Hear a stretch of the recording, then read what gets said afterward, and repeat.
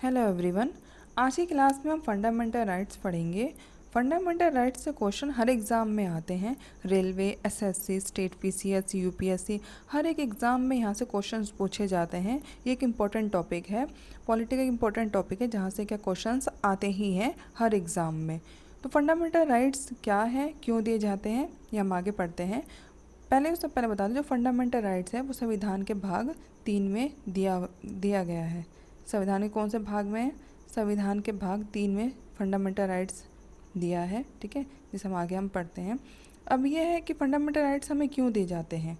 Fundamental rights हमें राज्य के अगेंस्ट दिया जाता है ताकि राज्य हमसे हमारी स्वतंत्रता न छीन सके।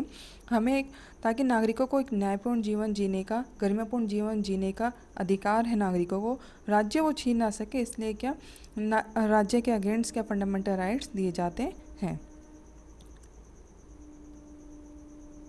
फिर अब भारतीय संविधान में कितने फंडामेंटल राइट्स हैं? 6 फंडामेंटल राइट्स हैं। पहला है समानता का अधिकार, जो आर्टिकल 14 से 18 तक है। स्वतंत्रता का अधिकार आर्टिकल 19 से 22 तक है। शोषण के विरुद्ध अधिकार आर्टिकल 23 से 24। धार्मिक स्वतंत्रता का अधिकार आर्टिकल 25 से 28। सांस्कृतिक एवं शैक्षणिक अधिकार आर्टिकल 29 से 30। संवैधानिक उपचारों का अधिकार आर्टिकल 32 में दिया गया है। ये तो है जो हमें मूल अधिकार हमें दिए गए हैं। इसे आगे बढ़ने से पहले मैं आपको बताती हूँ कि कुछ अधिकार ऐसे होते हैं जो हमें जन्म के बाद ही हमें मिलते हैं, जन्म होते ही जो हमें मिल जाते हैं। ऐसे अधिकार को हम प्राकृतिक अधिकार बोलते हैं, जैसे हंसने का अधिकार। फिर कुछ अधिकार होते हैं जो सार्वभौमिक होते हैं, जो यूनिवर्सल होते हैं, जो सबको ही प्राप्त होते हैं, वो होते हैं मानव अधिकार। फिर कुछ ऐसे अधिकार होते हैं जो कानून द्वारा निर्मित होकर बनते हैं, कानून द्वारा निर्मित होकर हमें दिया जाता है।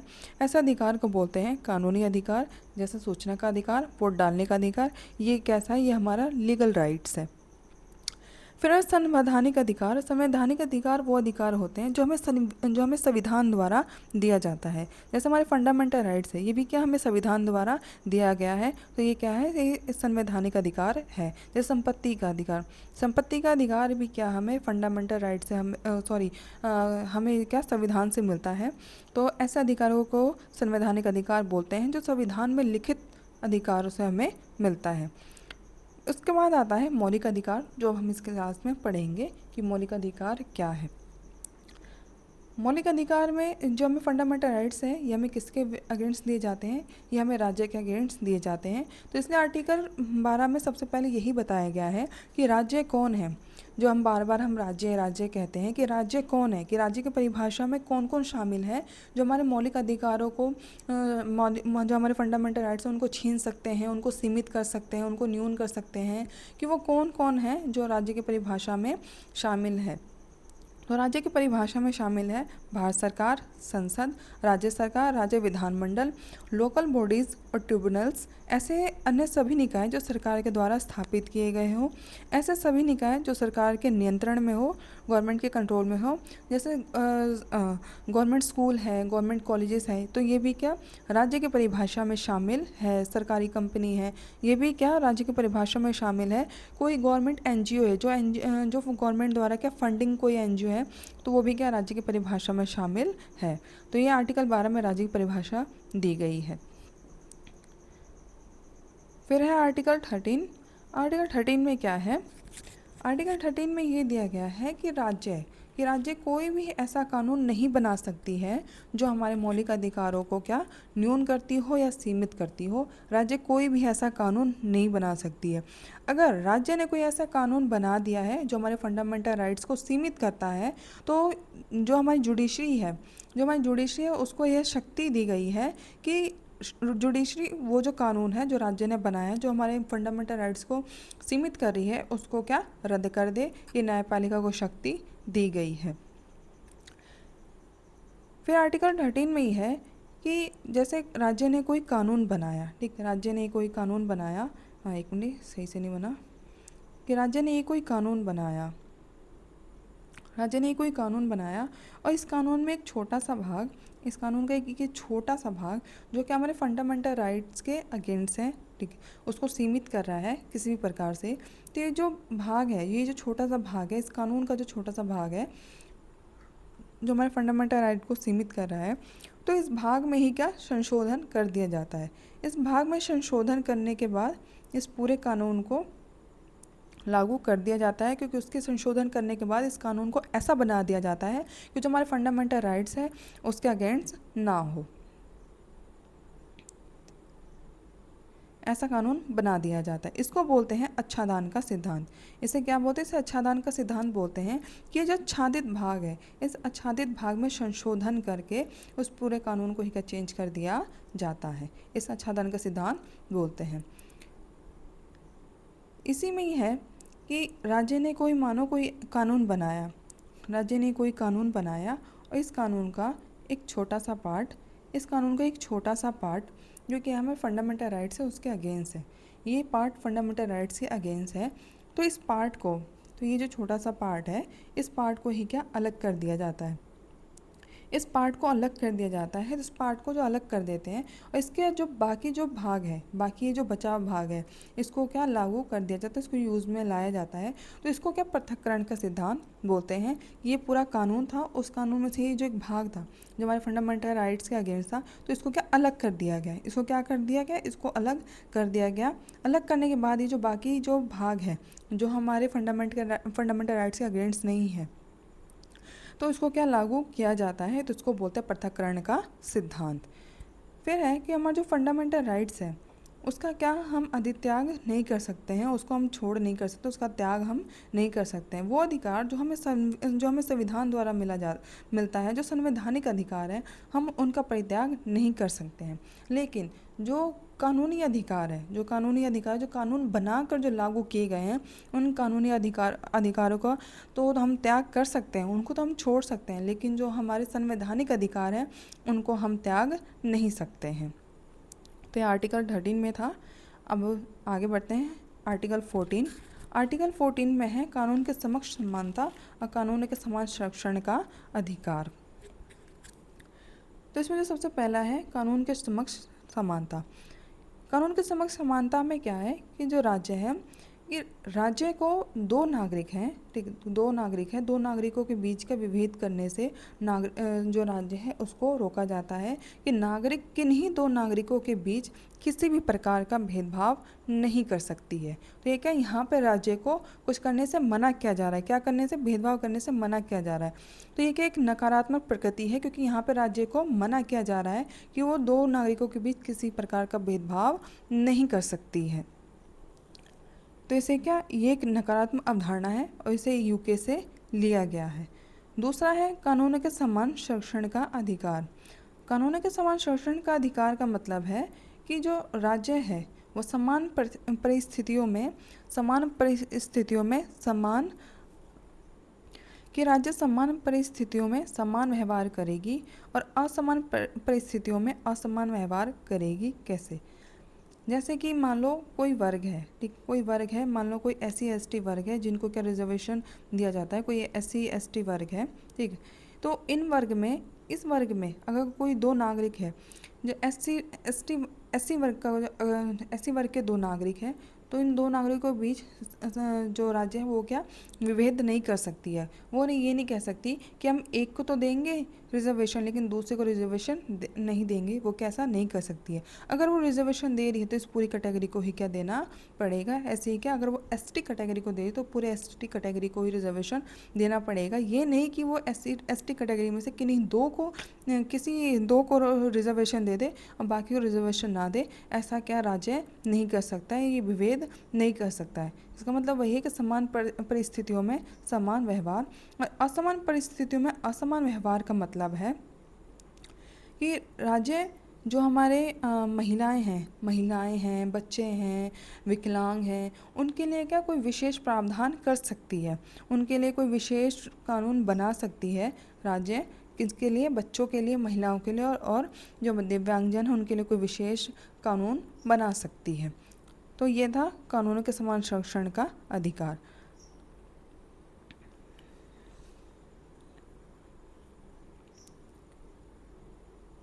नेक्स्ट है अच्छा, एक इसका एक इम्पॉर्टेंट केस भी है, इंदिरा साहनी केस। इंदिरा साहनी केस में क्या बोला गया था कि समानता का अर्थ समान व्यवहार है, न कि एक जैसा व्यवहार। ये कि इंदिरा साहनी केस में ये जजमेंट आया था।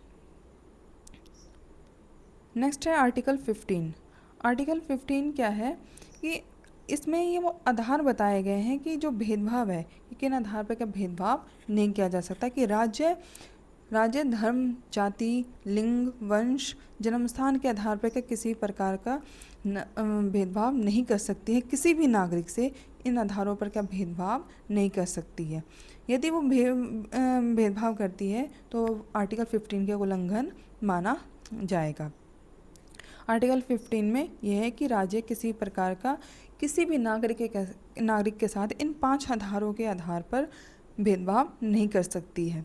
दूसरा है कि राज्य जो सार्वजनिक स्थान है, दुकानें हैं, कुएं हैं, होटल हैं, सिनेमा घर है, किसी भी सार्वजनिक स्थान पर पार्क है, सड़क है, वहाँ पर जाने से नहीं रोक सकती है।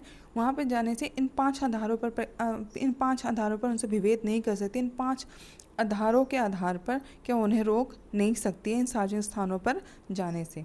ये जो आर्टिकल 15 का ये जो सबक्लोज 2 है, ये राज्य के अगेंस्ट भी है, साथ ही नागरिकों के अगेंस्ट भी है कि एक नागरिक दूसरे नागरिक के साथ इन आधारों पर भेदभाव नहीं कर सकता है। क्या ये तो राज्य के अगेंस्ट भी है, लेकिन साथ ही नागरिकों के अगेंस्ट भी है कि एक नागरिक किसी दूसरे नागरिक के साथ इन 5 आधारों पर भेदभाव नहीं कर सकता है। फिर है आर्टिकल 15 का सबक्लोज 3। इसमें क्या है कि जो महिलाएं हैं, महिलाओं और बच्चों के लिए जो राज्य क्या है कोई विशेष प्रावधान करेगा, ठीक, कोई विशेष प्रावधान कर सकती है। फिर है कि जो आर्टिकल 15 में है कि जो हमारे एसटी वर्ग के हैं, जो पिछड़े वर्ग के हैं, जो सामाजिक शैक्षणिक आधार पे जो पिछड़े लोग हैं, उनको क्या जो राज्य है उनको क्या रिजर्वेशन देगा, आरक्षण देगा। किसमें? शिक्षा में। यहाँ पे क्या आर्टिकल 15 में क्या है कि शिक्षा में रिजर्वेशन दिया जाएगा। पहले क्या जो हमारे एससी और एसटी वर्ग थे उनको पहले रिजर्वेशन दिया गया था शिक्षा में।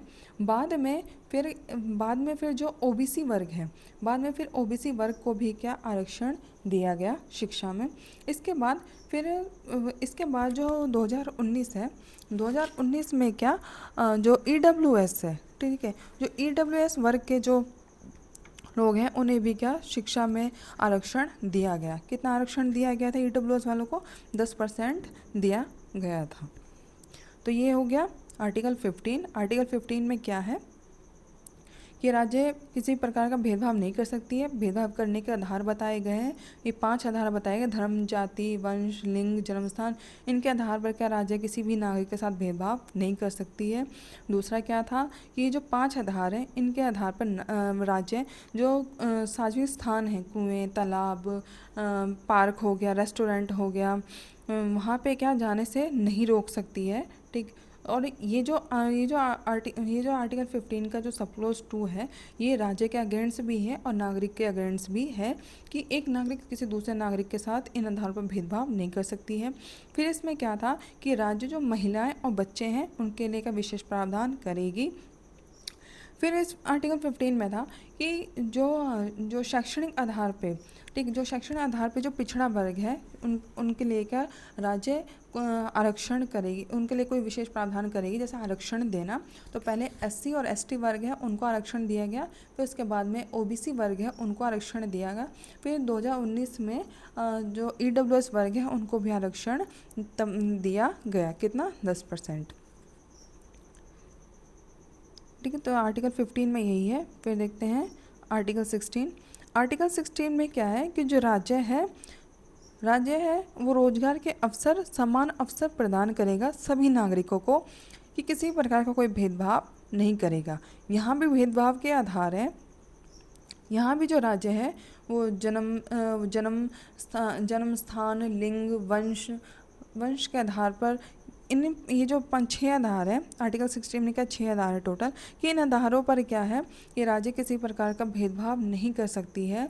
जब वो रोजगार का अवसर प्रदान कर रही है तो उस टाइम क्या राज्य इन 6 आधारों पर किसी भी नागरिक के साथ कोई भेदभाव नहीं कर सकती है।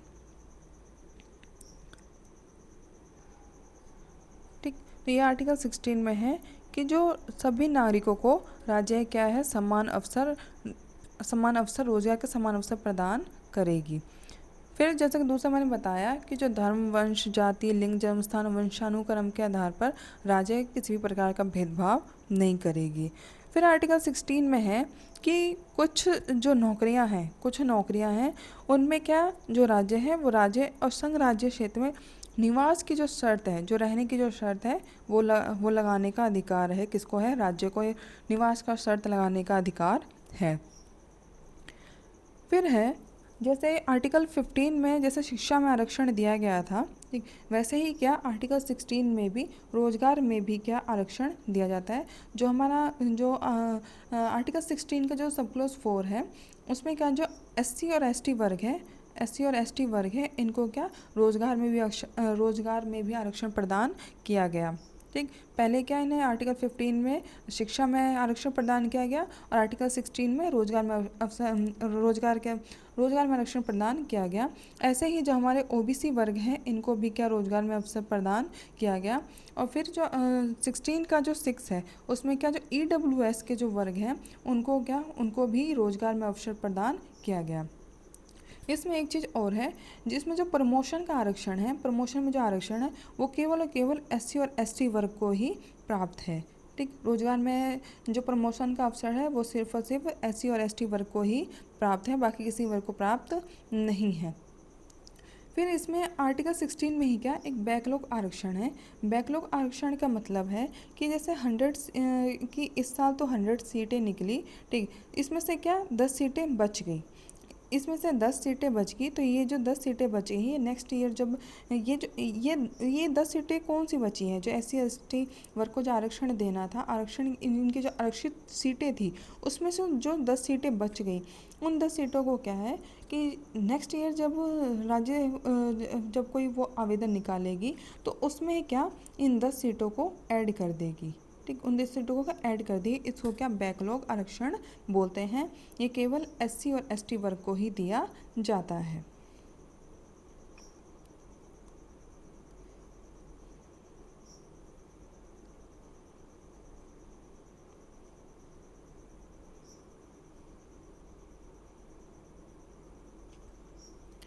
नेक्स्ट आर्टिकल है हमारा आर्टिकल 17 अनटचेबिलिटी, अस्पृश्यता का अंत। अस्पृश्यता क्या है कि आर्टिकल 16 में ये क्यों जोड़ा गया, क्यों था ये इम्पोर्टेंट जोड़ना उस टाइम पे?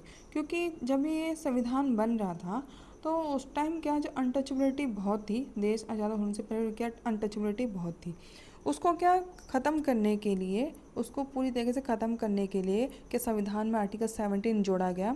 और संविधान में क्या आर्टिकल 17 में क्या लिखा गया? अस्पृश्यता का अंत, ये इसको क्या लिखा गया ताकि हमारे समाज में जो अस्पृश्यता, जो भेदभाव जो फैला हुआ है उसको क्या जड़ से ख़त्म किया जा सके, ताकि जो सभी नागरिक हैं उनको क्या समान अवसर मिले। ठीक, इसलिए क्या अस्पृश्यता का अंत करना बहुत ज़रूरी था, इसलिए इस आर्टिकल को क्या संविधान में जोड़ा गया। अस्पृश्यता क्या है? अस्पृश्यता एक सामाजिक बुराई है जो कुछ लोगों को जन्म के आधार पर निम्न समझा जाता था, उनके साथ छुआछूत, भेदभाव, अपमानपूर्ण व्यवहार किया जाता था। तो जो लोग थे, जो निम्न वर्ग के जो लोग थे उनके साथ क्या बुरा व्यवहार किया जाता था। अगर आप आज के टाइम में बोले तो आज के टाइम में ये जो गांव वाले जो एरिया है, ठीक, गांव के कुछ एरिया अभी भी ऐसे हैं जहाँ पे क्या अभी भी भेदभाव क्या बिल्कुल पीक पे है। मतलब वहाँ पे अभी भी जो निम्न वर्ग के लोग हैं उनके साथ क्या बुरा व्यवहार किया जाता है। तो ये चीज़ें आज भी मौजूद है। तो ये क्या बहुत गलत चीज़ें हैं, ये नहीं होनी चाहिए। देखो, हर इंसान को अधिकार है खुश रहने का, जीने का, पढ़ने लिखने का, नौकरी करने का, हर किसी को अधिकार है। ठीक, वो अधिकार हम उनसे छीन नहीं सकते हैं। ठीक, तो ये चीज़ें बहुत गलत है कि उनको कहीं जो कुएं थे वहाँ पे जाने से रोका जाता था, मंदिरों में जाने से रोका जाता था, कोई और जो पवित्र स्थल थे वहाँ पे जाने से रोका जाता था। उन्हें ये बोला जाता था कि वो मतलब अगर सामने से गुजर नहीं सकते थे, मतलब काफ़ी सारी चीज़ें ऐसी थी, मतलब उनके साथ बहुत ज़्यादा बुरा व्यवहार किया जाता था। और अभी भी किया जाता है। अभी भी बहुत सारे एरिया, गांव के, शहरों में ये चीज़ें नहीं हैं लेकिन गांव में अभी भी ये चीज़ें अभी भी है। तो ये बहुत गलत चीज़ें हैं। तो ये जो छुआछूत है इसी के अंत करने के लिए क्या आर्टिकल 17 को जोड़ा गया। आर्टिकल अगर अभी भी तो इसमें क्या है कि ये जो अनटचेबिलिटी है इसकी के संविधान में कोई परिभाषा नहीं है। ठीक, ये मैं बता देती हूँ कि संविधान में इसकी कोई परिभाषा नहीं है। समय समय पर जो सुप्रीम कोर्ट है उसने क्या अस्पृश्यता वो बताते गए, अनटचेबिलिटी का अर्थ बताते गए कि अनटचेबिलिटी में ये भी शामिल है। ये क्या समय समय पर जो सुप्रीम कोर्ट है वो बताती रही है कि अनटचेबिलिटी में क्या क्या शामिल है। इसकी कोई जो विस्तृत व्याख्या है वो नहीं दी गई है। ठीक है, इसकी कोई परिभाषा नहीं है संविधान में। ठीक, ये ध्यान रखना। होप कि आपको समझ में आ रहा हो। अगर आपको कोई आर्टिकल ऐसा लग रहा है कि नहीं समझ में आ रहा तो आप मुझे कमेंट बॉक्स में बता सकते हैं। ठीक है, तो मैं वहाँ पे मैं आपका क्लियर कर दूँगी। ठीक है, तो हो गया आर्टिकल 17। नेक्स्ट है आर्टिकल 18 उपाधियों का अंत। आज़ादी से पूर्व क्या कि कुछ उपाधियाँ दी जाती थी जो अंग्रेज़ों द्वारा दी जाती थी, जैसे राय बहादुर, महात्मा, सर, खान बहादुर, ये क्या कुछ उपाधियाँ दी जाती थी। तो जब हमारा देश आज़ाद हुआ, जब संविधान बन रहा था, तो उस टाइम के ये जो उपाधियाँ दी जा रही थी इन उपाधियों का क्या अंत कर दिया गया। उस टाइम पे जिनको ये उपाधियाँ दी जाती थी उनको क्या कुछ विशेष मतलब वो बहुत महान व्यक्ति माने जाते थे। ठीक, तो ये जो उपाधियाँ जब ये संविधान लागू हो रहा था तब ये संविधान में ये लिखा गया कि सभी नागरिक क्या समान है, सभी नागरिक जो कानून है राज्य है उसके लिए क्या समान है। तो इसलिए क्या ये जो उपाधियाँ दी जाती थी इसको हटा दिया गया। लेकिन इसमें ये भी बताया गया कि जो शिक्षा में जो उपाधियाँ मिल रही हैं और जो सैन्य में मतलब फोर्सेस में जो उपाधियाँ मिल रही हैं वो क्या आर्टिकल 18 का उल्लंघन नहीं है। कि जैसे इसको क्या आगे कि जैसे कोई कल को आ जाए चुनौती देने के लिए कि नहीं ये भी तो उपाधियाँ दी जा रही हैं, तो नहीं, ये क्या आर्टिकल 18 का उल्लंघन नहीं माना जाएगा। ठीक, ये जो डॉक्टर करते हैं उनके आगे जो पीएचडी करते हैं उनके आगे जो डॉक्टर लग जाता है, और जो फोर्सेस में जिनको शूरवीर परमवीर ये जो चक्र मिलते हैं, ये जो उपाधियाँ दी जाती हैं तो ये क्या आर्टिकल 18 का उल्लंघन नहीं है। और जो भारत सरकार द्वारा जो राष्ट्रपति द्वारा भारत रत्न, पद्मश्री, पद्म विभूषण ये जो प्रदान किए जाते हैं, ठीक, तो ये भी क्या आर्टिकल 18 का उल्लंघन नहीं माना जाता इन्हें, ये आर्टिकल 18 के अगेंस्ट नहीं है। ठीक, और इसमें क्या है कि इसमें यह है कि राज्य नागरिकों को इनके अलावा कोई और उपाधि नहीं दे सकती है। और जो भारतीय नागरिक है वो किसी विदेशी राज्य से कोई उपाधि ग्रहण नहीं कर सकते हैं। अगर उन्हें उपाधि ग्रहण करना है तो उपाधि ग्रहण करने से पहले उन्हें राष्ट्रपति की अनुमति लेना आवश्यक है। राष्ट्रपति की अनुमति लेकर वो किसी विदेशी राज्य से वो उपाधि ग्रहण कर सकते हैं। और विदेशी नागरिकों को भारत से उपाधि या सम्मान प्राप्त कर सकते हैं। जो विदेशी नागरिक हैं उन्हें क्या भारत से उपाधि या सम्मान प्राप्त वो कर सकते हैं। से यहाँ दिया गया है कि कोई भारतीय नागरिक किसी विदेशी देश से नाइटहुड या ऑर्डर ऑफ मेरिट जैसी उपाधि स्वीकार करता है तो अनुच्छेद 18 के उल्लंघन का दोषी होगा। उसे क्या अगर उसे वहाँ से किसी विदेशी राज्य से कोई सम्मान मिल रहा है, कोई उपाधि मिल रही है, तो उसके लिए क्या उसे राष्ट्रपति से जो हमारे जो राष्ट्रपति हैं उनसे क्या पूर्व अनुमति लेना होगा। तो ये आर्टिकल 18 में बस यही था, उपाधियों का अंत। और उपाधि अगर विदेशी राज्य से ले सकते हैं तो कैसे लेंगे, राष्ट्रपति की पूर्व सहमति से ही लेंगे। नेक्स्ट है आर्टिकल 19। आर्टिकल 19 में क्या है कि आर्टिकल 19 में हमें कई तरह की स्वतंत्रता दी गई है। जैसे पहला है भाषण और अभिव्यक्ति की स्वतंत्रता, कि हम अपने विचारों को व्यक्त कर सकते हैं, हम लोगों को अपने विचारों को बता सकते हैं। तो ये क्या भाषण और विचार और व्यक्ति की स्वतंत्रता है।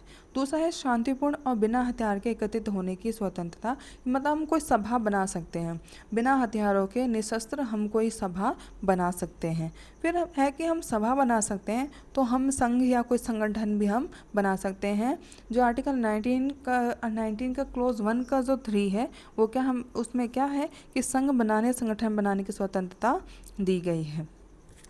उसके बाद क्या है कि जब हम कोई संगठन बना सकते हैं तो हम भारत के किसी भी राज्य में हम घूम सकते हैं, हमें घूमने की स्वतंत्रता है। लेकिन कुछ क्षेत्र ऐसे होते हैं जहाँ पे क्या सुरक्षा को ध्यान में रखकर, सुरक्षा स्वास्थ्य को ध्यान में रखकर वहाँ पे क्या कुछ एरिया ऐसे हैं जहाँ पे क्या जाने से रोक लगाया जा सकता है। जैसा हमारा नॉर्थ ईस्ट का एरिया है, वहाँ के कुछ एरिया ऐसे हैं जहाँ पे जाने के लिए क्या परमिट लेना होता है। और जैसे जनजातीय क्षेत्र है वहाँ भी क्या जाने पर प्रतिबंध लगाया जा सकता है। तो ये आर्टिकल इसमें ये साफ क्या लिखा गया है कि हम भारत के किसी भी राज्य में हम घूम तो सकते हैं, हम आ जा सकते हैं, ठीक।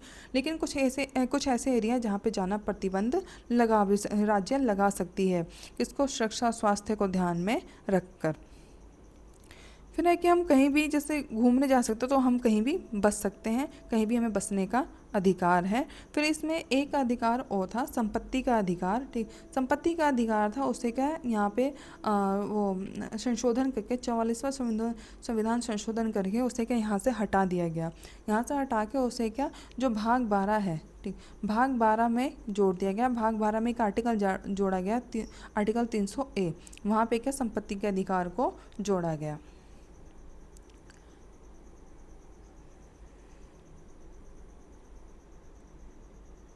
फिर था लास्ट में कि किसी भी ये कोई भी व्यापार पेशा करने का अधिकार, कि हम कोई भी व्यापार या पेशा करने की स्वतंत्रता है, ठीक है। देखो जब मैंने इसको याद किया था तो इसको मैंने कैसे याद किया था, इसको मैंने ऐसे याद किया था। पहले तो ABCD लिख लेती थी, AB, लास्ट में था G, ठीक।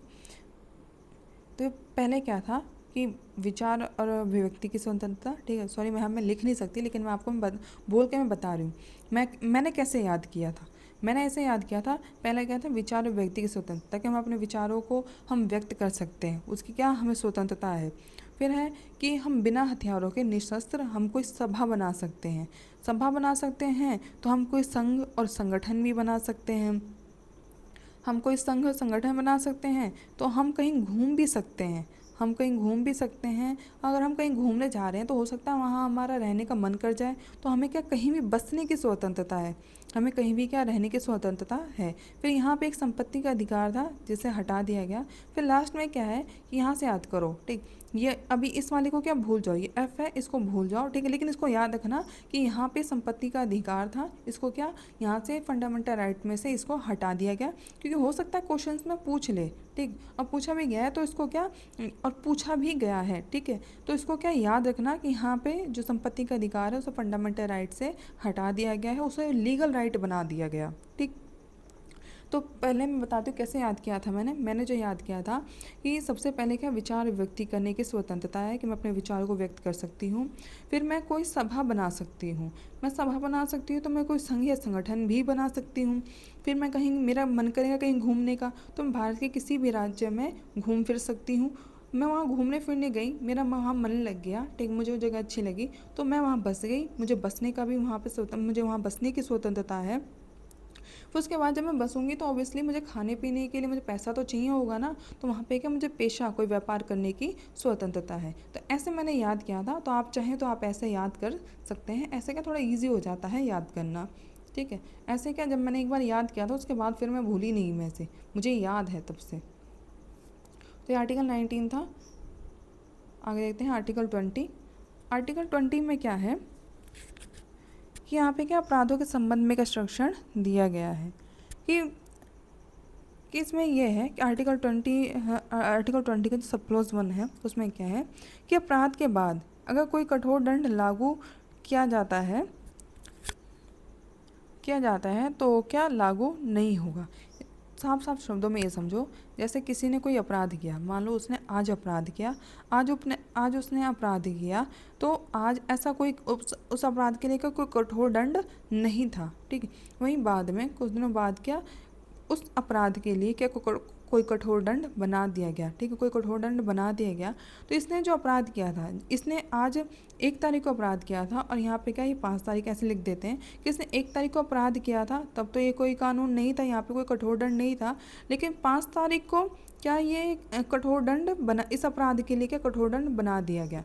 तो इसने जब अपराध किया था तो ये तो उस टाइम पे ये दंड था नहीं, ठीक, कठोर दंड था नहीं, तो इसको क्या ये दंड नहीं दिया जाएगा। ऐसा नहीं कि 5 दिन बाद उसको उस अपराध के लिए कोई दंड बना दिया गया तो उसको क्या दंड दिया जाएगा, नहीं। इसके बाद ये जो 5 तारीख को ये जो लागू हुआ था, ठीक, इसके बाद अगर कोई अपराध करता है तो उसको दंड दिया जाएगा। लेकिन ये क्या, इससे पहले जो इसने अपराध किया है उसको क्या कोई दंड नहीं दिया जाएगा। वही है, क्या लिखा है, पूर्वव्यापी दंड निधान का निषेध, कि पूर्व में कोई अपराध किया है और उसके लिए आज कानून बनाया जा रहा है तो उसे क्या दंड नहीं दिया जाएगा। ये भविष्यलक्षी होगा कि आगे वो जब दंड लागू किया गया उसके बाद अगर कोई वैसा अपराध करता है तो उसको क्या वो सज़ा दी जाएगी, वो दंड दिया जाएगा, ठीक है। ये है। फिर आर्टिकल 20 का सब क्लॉज 2 है कि किसी को भी कि अगर किसी ने कोई अपराध किया है तो उसे एक ही अपराध के लिए उसे 2 बार दंड नहीं दिया जाएगा, ठीक है। एक अपराध के लिए 2 बार दंड नहीं दिया जाएगा, ठीक। ये आर्टिकल 20 के सब क्लॉज 2 में ये है। फिर आर्टिकल 20 के सब क्लॉज 3 में क्या है कि किसी को भी स्वयं के खिलाफ गवाही देने के लिए बाध्य नहीं किया जा सकता है। उनसे फिंगरप्रिंट्स ले सकते हैं, डीएनए सैंपल ले सकते हैं, हैंड राइटिंग ले सकते हैं, लेकिन क्या उनको खुद के खिलाफ गवाही देने के लिए जो कि बाध्य नहीं कर सकते हैं, ठीक। तो ये आर्टिकल 20 में ये 3 सब क्लॉज थे जो मैंने आपको बता दिया। पहला क्या है कि पूर्वापी दंड निधान का निषेध, कि पहले उसने अपराध किया तब वो दंड नहीं था, बाद में वो उस अपराध के लिए कोई दंड बनाया जाता है तो पहले जिसने अपराध किया था उसको क्या वो दंड उस पर लागू नहीं होगा। जब वो नियम बनाएगा, जब वो कठोर नियम बनाएगा उसके बाद से अगर कोई अपराध करता है वो बाद में लागू होगा। फिर है कि किसी एक अपराध के लिए 2 बार दंड नहीं दिया जाएगा। फिर है कि किसी को खुद के ही खिलाफ क्या गवाही देने के लिए बाध्य नहीं कर सकते हैं। सैंपल ले सकते हैं, जैसे फिंगरप्रिंट हो गया, डीएनए सैंपल हो गया, हैंड राइटिंग होगी, ये ले सकते हैं, लेकिन उसको विवश नहीं कर सकते कि वो स्वयं के खिलाफ क्या गवाही दे। नेक्स्ट है आर्टिकल 21। आर्टिकल 21 में क्या है, प्राण और दैहिक स्वतंत्रता। आर्टिकल 1 हमें क्या क्या देखो कौन कौन से हमें अधिकार देता है। जीने का अधिकार देता है, ठीक है। त्वरित सुनवाई का अधिकार देता है। त्वरित सुनवाई का मतलब क्या है कि हमें तुरंत हमें सुनवाई का अधिकार है, त्वरित न्याय का अधिकार है, तुरंत न्याय का अधिकार है। वकील का अधिकार है, गोपनीयता का अधिकार है, स्वच्छ पर्यावरण का अधिकार है, स्वच्छ पेयजल का अधिकार है, सम्मान का अधिकार है, नींद का भी अधिकार है, सोने का भी अधिकार है, सोने का अधिकार है हमें, आवास का अधिकार है, सड़क सुरक्षा का अधिकार है, गरिमा के साथ मृत्यु का अधिकार है। गरिमा के साथ मृत्यु का अधिकार इसमें जोड़ा गया है, ठीक है। इसमें क्या है, अभी जो अप्रैल मई में एक वो हरीश राणा वाला न्यूज़ में आपने देखा ही था कि उनको क्या इच्छा मृत्यु उनको दी गई थी। वो क्या 12-13 साल से वो वेंटिलेटर पे थे और कोमा में थे वो, और उनके जो बॉडी थी उन पे क्या बहुत वुंड्स आ गए थे और वो रिकवरी के उनके कोई चांसेस नहीं थे, बहुत कम चांसेस थे। उनकी जो कंडीशन है वो क्रिटिकल क्या होती जा रही थी धीरे धीरे। तो इस केस में क्या उनके जो फैमिली मेम्बर्स थे, तो मतलब उनके जो मम्मी पापा थे, उन्होंने कोर्ट में क्या उनकी इच्छा मृत्यु के लिए उन्होंने अपील की थी। तो बाद में सुप्रीम कोर्ट ने इसे क्या अपील को मान लिया था, फिर उनको क्या इच्छा मृत्यु दी गई थी। उन्हें जो यहाँ पे जो भारत में जो इच्छा मृत्यु दी जाती है 2 तरह की होती है, तो एक्टिव और एक पैसिव। तो यहाँ भारत में जो इच्छा मृत्यु दी जाती है वो पैसिव दी जाती है। इसका मतलब ये है कि जिसको इच्छा मृत्यु दी जा रही है उसका ऐसे नहीं कि डायरेक्ट मार देना, कोई इंजेक्शन लगा देना, ऐसे नहीं। यहाँ पे जो मृत्यु दी जाती है वो नेचुरल दी जाती है, मतलब जिन दवाइयों पे वो चल रहे हैं, ठीक, जिन दवाइयों पे वो मतलब अभी तक वो जिंदा हैं, ठीक, तो उन दवाइयों को जैसे उन दवाइयों को रोक देना धीरे धीरे करके, ऐसे एकदम से नहीं होता, धीरे धीरे क्या ऐसा किया जाता है, ठीक है। उसके बाद क्या फिर जो उनकी डेथ क्या अपने आप ही हो जाती है। तो इस तरह से यहाँ पे क्या हमारे देश में क्या इस तरीके से जो नेचुरल डेथ दी जाती है, ठीक। तो यही है गरिमा के साथ मृत्यु का अधिकार। तो हमें आर्टिकल 21 में क्या बहुत सारे आर्टिकल 21 के तहत क्या हमें बहुत सारे अधिकार प्राप्त है।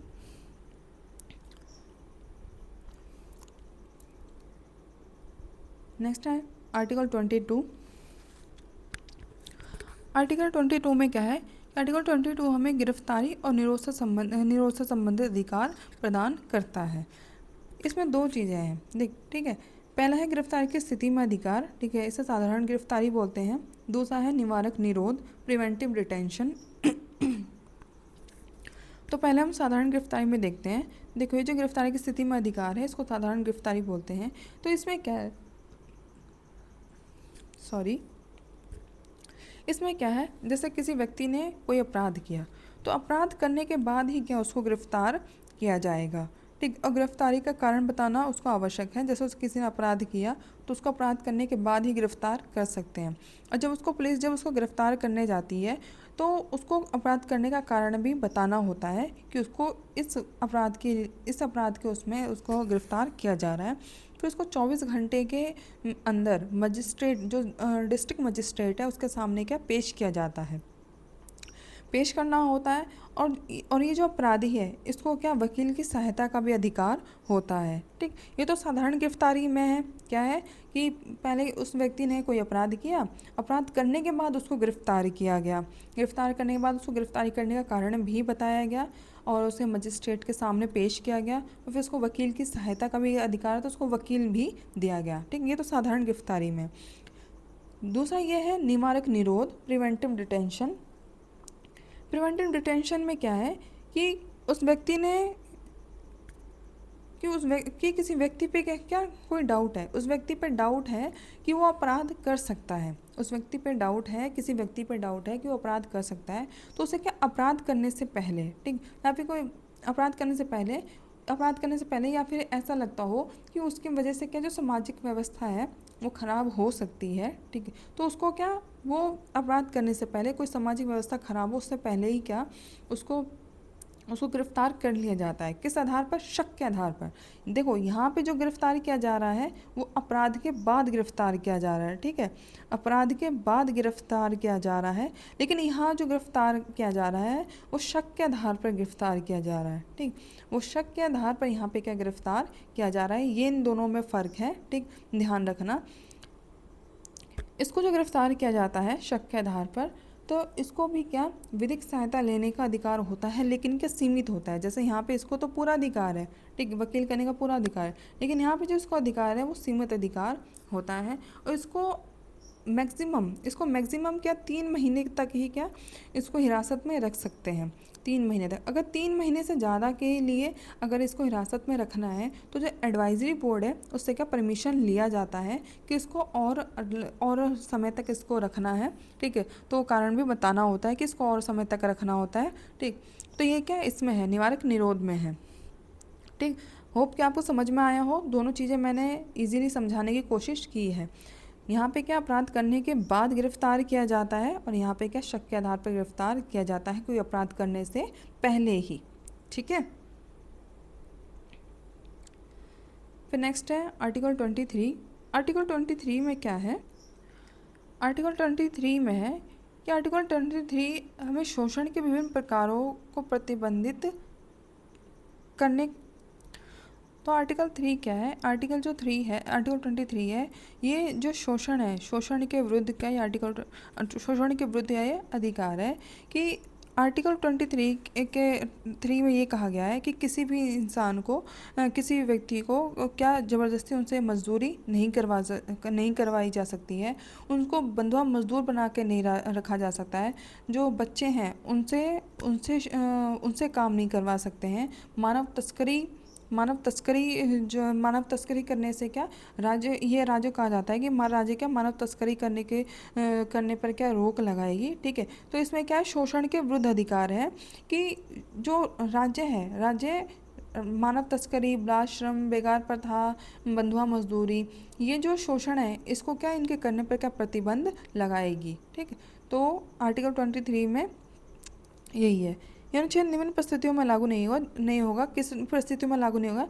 अगर कोई पुलिस है, कोई टीचर है, कोई डॉक्टर है, कोई सफाई कर्मी है, ठीक, कोई वकील है, कोई इंजीनियर है, तो उनसे जो सेवा ली जा रही है उनसे जो सेवा ली जा रही है वो क्या आर्टिकल जो 23 है इसमें शामिल नहीं है, क्योंकि इनसे जो सेवा ली जा रही है उसके बदले क्या इनको कोई प्रतिफल भी दिया जाता है, और ये सार्वजनिक उद्देश्य से ये क्या अपनी सेवा देते हैं। इनसे कोई ज़बरदस्ती कोई सेवा नहीं ली जा रही है, इनसे कोई ना कोई इनसे कोई बेकारी प्रथा कराई जा रही है। ठीक है, तो ये आर्टिकल 23 में है।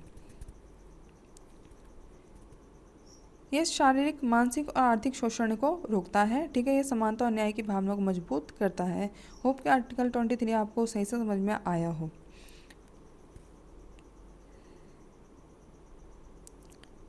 नेक्स्ट है आर्टिकल 24। आर्टिकल 24 में क्या है कि जो बाल श्रम है, आर्टिकल 24 में क्या है, जो बाल श्रम है, बाल श्रम का मतलब जो बाल श्रम है उस पर रोक लगाता है। बाल श्रम पे रोक लगाता है कि जो 14 वर्ष से जो कम आयु के बच्चे हैं उनको किसी भी कारखाने में, किसी माइनिंग में या केमिकल फैक्ट्रीज़ में क्या काम नहीं करवाया जा सकता है। ठीक है, इस पे क्या रोक है कि किसी भी बच्चे से इन जो खतरनाक जगह हैं उन पे क्या काम नहीं करवाया जा सकता है। दूसरा क्या है कि जो 14 से ठीक 14 से जो 14 से जो 18 वर्ष के जो बच्चे हैं, ठीक 14 से जो 18 वर्ष के बच्चे हैं उनको भी क्या है कि उनको भी इन जगह, ये जो खतरनाक जगह है, ठीक यहाँ पे क्या उनको भी कार्य करने से वहाँ उनको भी क्या यहाँ पे इन जगहों पे खतरनाक जगहों पे क्या उनसे कार्य नहीं करवाया जा सकता है। अगर किसी बच्चे की मजबूरी है, ठीक, तो भी क्या इन जगहों पर उन बच्चों से काम नहीं करवाया जा सकता है। अगर कोई करता है, ठीक, अगर कोई काम करवाता है, ठीक, अगर पाया जाता है तो क्या वो आर्टिकल 24 का उल्लंघन माना जाएगा, उसको क्या दोषी पाया जाएगा और फिर उसको क्या दंड दिया जाएगा। ठीक है, और इसमें ये है आर्टिकल 23 में ये है कि MC मेहता का केस आया था, MC Mehta versus Tamil Nadu state.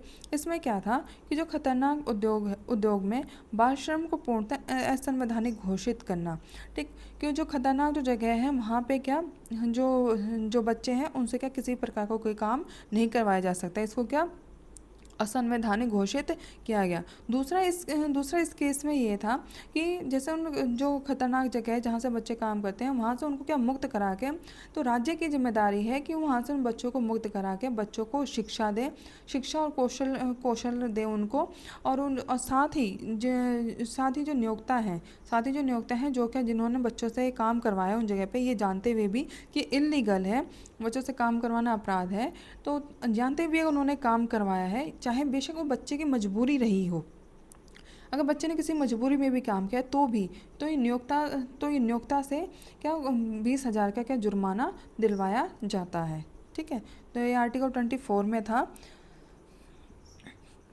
Article 23 और 24 में क्या है, शोषण मुक्त समाज की गारंटी है। ठीक है, कि किसी प्रकार का शोषण नहीं किया जा सकता है।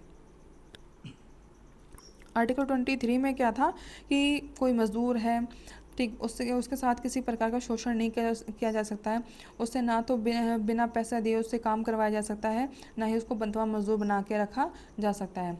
फिर उसमें क्या था कि मानव जो तस्करी है उस पर रोक लगाना। फिर बच्चों पे क्या है कि बच्चों से भी जो बालाश्रम है वो नहीं करवा सकते हैं। फिर आर्टिकल 24 में क्या था कि आर्टिकल 24 में है कि जो 14 वर्ष से जो कम आयु के बच्चे हैं वो क्या कारखाने, खान और जो केमिकल फैक्ट्रीज़ हैं वहाँ पे क्या उनसे काम करवाया नहीं जा सकता है। वहाँ पे क्या उनके काम करने पर प्रतिबंध है। अगर फिर भी कोई काम वहाँ पे कोई नियोक्ता वहाँ पे काम करवाता है तो वो क्या दोषी पाया जाएगा और उसको दंडित किया जाएगा। फिर आर्टिकल 25 में क्या है कि प्रत्येक नागरिक को अपने धर्म को मानने की स्वतंत्रता है, उसका आचरण करने की स्वतंत्रता है, जैसे पूजा पाठ करना, हवन करना, नमाज पढ़ना, चर्च में जाना, तो उन्हें क्या आचरण करने की स्वतंत्रता है, उन्हें अपना धर्म का प्रचार करने की भी स्वतंत्रता है। तो आर्टिकल 25 में है कि हमें हर व्यक्ति को अपने धर्म के अनुसार क्या अपने धर्म को मानने की स्वतंत्रता है, ठीक, आचरण करने की स्वतंत्रता है, जैसे कि अभी बताया मैंने, पूजा पाठ करना, नमाज पढ़ना, चर्च में जाना, तो उन्हें क्या आचरण करने की भी पूर्ण स्वतंत्रता है। लेकिन साथ ही क्या है, राज्य क्या इस पर प्रतिबंध भी लगा सकती है। कब प्रतिबंध लगा सकती है? अगर इससे क्या सार्वजनिक व्यवस्था अगर बाधित हो रही हो, ठीक, तो प्रतिबंध लगा सकती है। या जो या फिर जो जैसे स्वास्थ्य है उस पर अगर कोई प्रभाव पड़ रहा है, कोई नकारात्मक प्रभाव पड़ रहा है, तो राज्य का प्रतिबंध लगा सकती है। जैसे कि जो स्पीकर था, स्पीकर के बजाने पर जब सुप्रीम कोर्ट ने बोला था कि इतने लाउड उसमें स्पीकर नहीं चला सकते जो मंदिरों मस्जिदों में चलाया जाता है, तो उससे क्या जो जो स्वास्थ्य है वो क्या बाधित हो रही थी। जैसे जो छोटे बच्चे हैं और जो बड़े बूढ़े जो होते हैं, जो बीमार होते हैं, उनके स्वास्थ्य पे क्या उससे क्या असर पड़ रहा था, तो इस पे क्या रोक लगाई गई थी। तो अगर कोई सार्वजनिक व्यवस्था अगर कोई बाधित हो रही है तो क्या राज्य का प्रतिबंध लगा सकती है। फिर है आर्टिकल 26 धार्मिक संप्रदायों के अधिकार। तो जो धार्मिक संप्रदाय हैं, धार्मिक संप्रदाय का अधिकार क्या है? जैसा अपने धार्मिक मामलों का संचालन करना, धार्मिक कर्मकांड तय करना, संपत्ति रखना, संपत्ति का प्रबंधन करना, ये क्या धार्मिक संप्रदाय के अधिकार हैं कि हर धर्म के, ठीक है, हर धर्म के जो व्यक्ति है, जो धार्मिक संप्रदाय हैं, वो क्या वो जैसे कि कमेटी होगी, जो समिति बनती है, वक्फ बोर्ड है, मंदिर समिति है, गुरुद्वारा प्रबंधक कमेटी है, तो ये जो कमेटियाँ ये क्या अपने धार्मिक संप्रदायों के जो अधिकार है उसको क्या बना सकते हैं। जैसे जैसे उनके जो धार्मिक मामले हैं उनका कैसे संचालन करना है, धार्मिक कर्मकांड क्या होंगे, संपत्ति रखने का अधिकार है, तो ये क्या उनको क्या अपने धार्मिक संप्रदाय के अधिकार प्राप्त है। फिर प्रतिबंध किस आधार पर लगा सकती है राज्य? इसमें वही, अगर सार्वजनिक व्यवस्था अगर बाधित हो रही है तो क्या राज्य का प्रतिबंध लगा सकती है। फिर आर्टिकल 27 है। आर्टिकल 27 में है कि धर्म के प्रचार करने के लिए कर लगाने से स्वतंत्रता, कि कोई अगर धर्म का प्रचार करे तो उस पर क्या कर नहीं लगाया जा सकता। अगर किसी धर्म का प्रचार करने के लिए अगर कोई कर वसूला जाता है तो उस पर भी क्या रोक लगाया जाएगा। किसी धर्म का प्रचार करने के लिए कोई कर दिया नहीं जाएगा। साथ ही जो जो धार्मिक स्थान है उनके क्या धार्मिक स्थानों के लिए वो क्या व्यय कर तो लगा सकती है, ठीक, जो राज्य है धार्मिक स्थान है उनके लिए क्या व्यय कर लगा सकती है, लेकिन क्या कोई कर नहीं लगा सकती है। तो क्या आर्टिकल 27 में ये था, ठीक। फिर आर्टिकल 28 में है कि जो राज्य है, राज्य पूर्ण रूप से क्या जैसे राज्य द्वारा स्थापित कोई स्कूल कॉलेजेस हैं, ठीक है, तो वहाँ पे कोई धार्मिक शिक्षा नहीं दी जा सकती है जो राज्य द्वारा पूर्णतः स्थापित है। अगर राज्य ने किसी स्कूल कॉलेज में कोई फंडिंग दी है, ठीक, किसी स्कूल कॉलेज में फंडिंग दी है तो वहाँ भी क्या कोई धार्मिक शिक्षा नहीं दी जा सकती है। लेकिन जो प्राइवेट स्कूल्स हैं और जो अल्पसंख्यक जो शैक्षणिक स्थान है वहाँ पे क्या धार्मिक शिक्षा दी जा सकती है, ठीक है। तो आर्टिकल 28 में क्या है कि जो फुली गवर्नमेंट जो स्कूल कॉलेजेस हैं वहाँ पे किसी भी प्रकार की धार्मिक शिक्षा नहीं दी जा सकती है। अगर गवर्नमेंट ने वहाँ पे फंडिंग की है, ठीक, तो भी क्या वहाँ पे धार्मिक शिक्षा नहीं दी जा सकती है। लेकिन जो प्राइवेट स्कूल्स कॉलेजेस हैं और जो अल्पसंख्यकों के जो शैक्षणिक स्थान हैं उनके जो स्कूल कॉलेजेस हैं वहाँ पे क्या धार्मिक शिक्षा दी जा सकती है। जो गवर्नमेंट स्कूल कॉलेजेस हैं वहाँ पे क्यों नहीं दी जा सकती धार्मिक शिक्षा? क्योंकि भारत का एक धर्मनिरपेक्ष राज्य है। क्योंकि भारत धर्मनिरपेक्ष राज्य है इसलिए क्या जो सरकारी स्कूल कॉलेजेस हैं जो राज्य द्वारा स्थापित है वहाँ पे क्या धार्मिक शिक्षा नहीं दी जा सकती है, ठीक है। तो आगे देखते हैं आर्टिकल 29। आर्टिकल 29 में क्या है कि कि भाषा और लिपि के आधार पर, ठीक है, भाषा लिपि और उनकी कि आर्टिकल 29 में क्या है कि जो अल्पसंख्यक है, ठीक, अल्पसंख्यक कौन है कि अल्पसंख्यक कौन है? जो अल्पसंख्यक है, जो कैसे तय किया जाता है कि अल्पसंख्यक है? अल्पसंख्यक धार्मिक और भाषाई आधार पर तय किया जाता है कि वो अल्पसंख्यक है। तो जो अल्पसंख्यक वर्ग के जो लोग हैं, ठीक है, जो अल्पसंख्यक वर्ग है उनको क्या अपने भाषा, लिपि और संस्कृति की रक्षा करने का उनको अधिकार है कि नागरिक कि उनको क्या जो उनकी जो अपनी विशिष्ट भाषा है, लिपि है या संस्कृति है उसको बनाए रखने का क्या उनको क्या पूरा अधिकार है। सांस्कृतिक पहचान की रक्षा का संवैधानिक गारंटी क्या उनको प्राप्त है। तो आर्टिकल 29 में यह है कि जो अल्पसंख्यक है, ठीक। जो अल्पसंख्यक है उनको क्या अपनी भाषा, लिपि और संस्कृति का संरक्षण करने का क्या अधिकार प्राप्त है। और वो अपनी विशिष्ट भाषा, लिपि या संस्कृति को बनाए रखने का उनको पूरा अधिकार है। ठीक, तो आर्टिकल 29 में यही कहा गया है। फिर आर्टिकल 30 में क्या है। आर्टिकल 30 में क्या है कि जो अल्पसंख्यक है वो क्या अपने शैक्षणिक संस्थाएं स्थापित कर सकती है और उनको क्या संचालन करने का भी उनको पूर्ण अधिकार है। ठीक, तो आर्टिकल 29 में पहले क्या कहा। आर्टिकल 29 में ये कहा गया कि जो अल्पसंख्यक है उनको अपनी भाषा, लिपि और संस्कृति की रक्षा करने का अधिकार है। ठीक, आर्टिकल 29 में ये है। फिर आर्टिकल 13 में क्या कहा गया कि जो अल्पसंख्यक है उनके द्वारा जो स्थापित जो शैक्षणिक संस्थाएं हैं उनको स्थापित करने का, उनको संचालन करने का उनका पूरा अधिकार है। ठीक है, तो जो आर्टिकल 29 में है, ठीक, आर्टिकल 29 में एक और क्या है कि उन्हें तो अपनी भाषा, लिपि, संस्कृति की रक्षा करने का अधिकार है।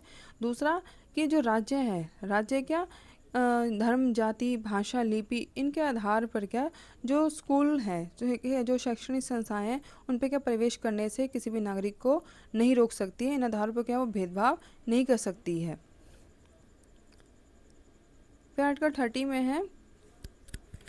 आर्टिकल 30 में जैसे कि अभी बताई मैंने आपको कि उनको क्या अपने जो अल्पसंख्यक है उनको क्या अपनी शैक्षणिक संस्थाएं उनको स्थापित करने का अधिकार है और उनका संचालन करने का भी उनको अधिकार है। कि वो अपने संचालन करने का अधिकार, जैसे कि वो कि जो स्कूल कॉलेज जो उन्होंने स्थापित किए हैं उनमें प्रवेश करने के जो मानदंड क्या होंगे वो निर्धारित कर सकते हैं। उनके जो टीचर्स कौन कौन होंगे, ठीक है, वो ये तय कर सकते हैं कि उनके जो स्कूल कॉलेज उन्होंने जो स्थापित किया है कि उसमें टीचर्स कौन होंगे और सब्जेक्ट्स क्या होंगे जो वहाँ पे उनके स्कूल में जो पढ़ाए जाएंगे, तो वो भी क्या ये तय कर सकते हैं। ठीक है, तो अल्पसंख्यकों को ये क्या अधिकार है। ये जो आर्टिकल 29 और 30 है ये जो अल्पसंख्यक है, ठीक, उनके अधिकारों का क्या इसमें वर्णन किया गया आर्टिकल 29 और 30 में। होप कि आपको समझ में आया हो। ठीक है, अगर कहीं से कोई डाउट है, ठीक है, तो आप मुझे कमेंट बॉक्स में आप मुझे बता देना। ठीक है, कहीं भी अगर कोई डाउट हो तो। फिर आर्टिकल 32। आर्टिकल 32 क्या है। आर्टिकल 32 में है क्या, संवैधानिक उपचारों का अधिकार। अगर हमारे किसी फंडामेंटल राइट को उल्लंघन होता है किसी प्रकार से, हम अब तक जो हमने फंडामेंटल राइट्स पढ़े हैं, अगर हमारे किसी फंडामेंटल राइट को उल्लंघन होता है, ठीक है, तो उल्लंघन होने पर हम क्या सीधे के सुप्रीम कोर्ट में जा सकते हैं। ठीक, सीधे सुप्रीम कोर्ट में हमें जा सकते हैं, या हमें क्या आर्टिकल 32 के द्वारा क्या हमें ये अधिकार प्राप्त है कि अगर हमारे किसी भी फंडामेंटल राइट का उल्लंघन होता है या उसको सीमित करने की कोशिश किया जाता है, छीनने की कोशिश किया जाता है, तो हम क्या डायरेक्ट सुप्रीम कोर्ट में जा सकते हैं। जो आर्टिकल 32 है इसको क्या जो भीमराव अंबेडकर जी थे उन्होंने क्या इसे संविधान की आत्मा और हृदय कहा है। उन्होंने ये कहा कि अगर आर्टिकल 32 ना हो, अगर आर्टिकल 32 ना होता संविधान में, तो हमारे जो फंडामेंटल राइट्स हैं कि उनको कैसा संरक्षण मिलता है। एक तरह से क्या जो आर्टिकल 32 है जो हमारे जितने भी फंडामेंटल राइट्स हैं उनको क्या है संरक्षण प्रदान करता है कि अगर हमारे फंडामेंटल राइट्स का अगर किसी प्रकार से अगर वॉल्यूशन होता है तो हम क्या डायरेक्ट सुप्रीम कोर्ट में जा सकते हैं। तो जो ये क्या ये एक तरह से हमें क्या उपचार, यानी ये हमारे जो फंडामेंटल राइट्स हैं उनका एक तरह से ये उनकी रक्षा करता है।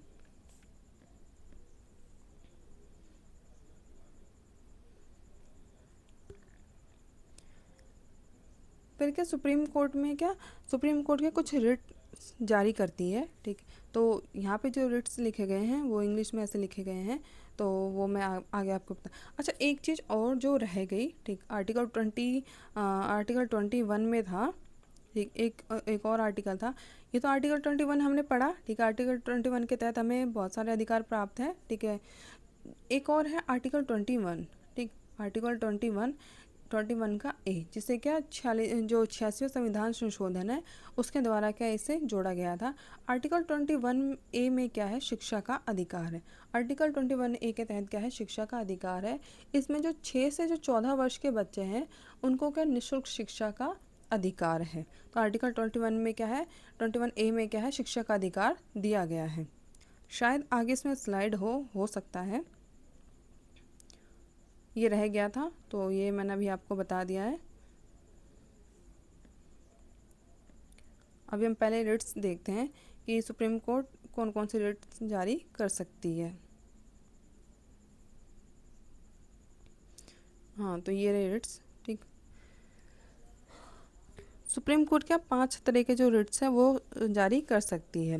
जैसे पहला क्या है, बंद पत्र। बंद पत्र बंद यानी बंदी प्रत्यक्षीकरण, कि कोई व्यक्ति है जिसे क्या अवैध रूप से गिरफ्तार कर लिया गया है, तो उस व्यक्ति को क्या सुप्रीम कोर्ट ये बोलता है कि उस व्यक्ति को क्या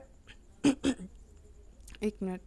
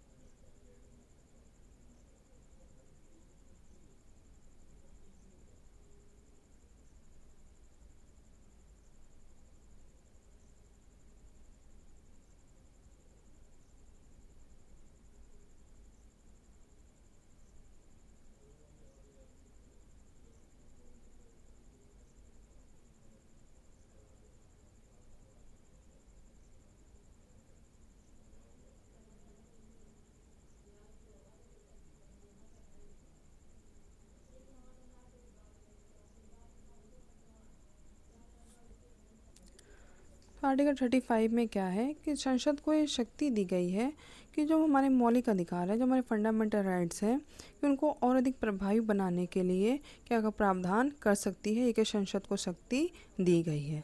ठीक, तो यहाँ पे क्या हमने कंप्लीट फंडामेंटल राइट्स पढ़ लिए हैं। तो होप कि आपको ये क्लास अच्छी लगी हो। अच्छा, एक चीज़ और बतानी है अभी, एक मिनट, सॉरी भूल गई थी मैं, कि कुछ है तो आर्टिकल 21 का यहाँ पे ऐड है। ठीक, यहाँ पे जैसे कि मैंने आपको बताया था आर्टिकल 21 में 21 के ए में क्या है, शिक्षा का अधिकार है। यहाँ पे क्या है, हमें शिक्षा का अधिकार है कि जो 6 से 14 वर्ष के जो बच्चे हैं उनको का निःशुल्क शिक्षा का अधिकार प्रदान किया गया है। और किस संविधान संशोधन में जोड़ा गया था, तो 66वें संविधान संशोधन द्वारा इसको जोड़ा गया था। ठीक है, तो ये मैंने आपको पहले बता ही दिया था। नेक्स्ट ये है जो ये बताना था मुझे आपको कि कुछ फंडामेंटल राइट्स ऐसे हैं जो केवल और केवल क्या जो भारतीय नागरिक हैं उनको प्राप्त है। देखो वैसे तो फंडामेंटल राइट्स जो हैं वो क्या सबको प्राप्त है, वो भारतीय विदेशी दोनों नागरिकों को क्या प्राप्त है, लेकिन कुछ ऐसे फंडामेंटल राइट्स हैं जो केवल और केवल भारतीय नागरिकों को प्राप्त है। और अभी जो एग्ज़ाम हुआ है उसमें भी इससे क्वेश्चन आया ही है। CBT 2 का जो एग्ज़ाम हुआ है तो उसमें भी ये क्वेश्चन आया था कि कौन सा आर्टिकल है जो क्या केवल भारतीय नागरिकों को प्राप्त है। तो उसमें भी ऑप्शंस दिए गए थे। ठीक है, वो कौन कौन से अधिकार है, article 15, article 16, article 19, article 29, article 30। ये क्या, ये 5 ऐसे फंडामेंटल राइट्स हैं जो केवल और केवल भारतीय नागरिकों को प्राप्त है। ठीक, अब आप कहोगे कि ऐसे कैसे याद करेंगे, ऐसे तो हम भूल जाएंगे, होता भी है। ठीक, तो देखो जैसे मैंने याद किया था, पहले मैंने लिखा आर्टिकल 15, फिर लिखा आर्टिकल 30, फिर लिखा आर्टिकल 16 एक बाद में, और एक इससे जस्ट पहले आर्टिकल 29, बीच में क्या आर्टिकल 19। तो क्या इस तरीके से मैंने ये याद किया था। ठीक, तो आप भी ऐसे याद कर सकते हैं। तो ये जो था आपको लास्ट में बताना था जो कि मैं भूल गई थी। ठीक, तो ये अब मैंने आपको बता दिया है। वीडियो कैसी लगी मुझे ज़रूर बताएं, वीडियो को लाइक करें और चैनल को सब्सक्राइब करें। Thank you. मिलते हैं अब अगली वीडियो में।